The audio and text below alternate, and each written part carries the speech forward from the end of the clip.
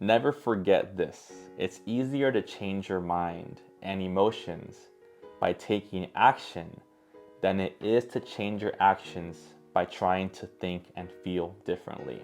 So, the $1,000,000 question that dominates the self help, self development, motivator, life coach, school psychologist, all these fields is the study of motivation.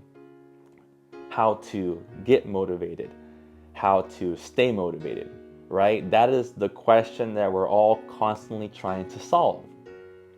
And in the simplest sense, I think a lot of us have learned that when you don't feel motivated, that's where discipline takes over, right?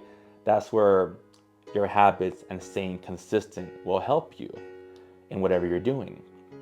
But what if I told you it's possible that most of us have been doing it all wrong for the longest time, not intentionally?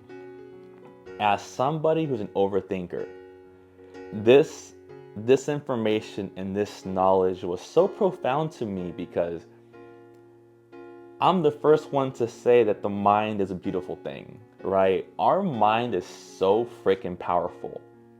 The things that we can achieve, the things that we have in there, I'm holding this pen, but the information that we have in here is incredible. The mind is also a maze. The mind is also a puzzle, and you can get lost in your own head, right? And what I've learned now in multiple books, primarily in the book I'm going to discuss today, is that too many of us try to think our way. We try to think our way so that we can feel better and then eventually feel motivated or eventually act. Emotions motivate us to take action. However, the reverse is also true. Oftentimes, emotions follow action. So the first domino has to be the action. The action is the first domino that can trigger the rest of the events moving forward. The action is the most important thing. And most of us, depending what state you're in, we think that we try to think our way out of ruts. We try to think our way out of whatever emotional state that we're in to eventually feel better and eventually act. Now, not saying it doesn't work, but there's ways around it to be more efficient and more productive and to really snap yourself out of the current state that you're in. Actions make us feel and feelings make us act. While most of the world oftentimes will focus on the fact that feeling can cause doing, not enough people focus on the fact that doing can cause positive feeling and then lead to motivation to continue. And there is so much power in action. There is so much power in energy and momentum that oftentimes we can't even quantify it. We don't even know how to describe it. There is so many books that are studying motivation, right? And you've probably heard of some of these books. A pretty well-known one is called Make Your Bed. The key premise is every morning, make your bed, and by the action of making your bed, that will motivate you to do other things throughout your day that are productive, right? I've talked about on this channel Atomic Habits. There's also a book called Mini Habits. And then the book where I'm taking this primarily from is called How to Be an Imperfectionist by Stephen Guise. He is the author of Mini Habits, a pretty well-known book as well.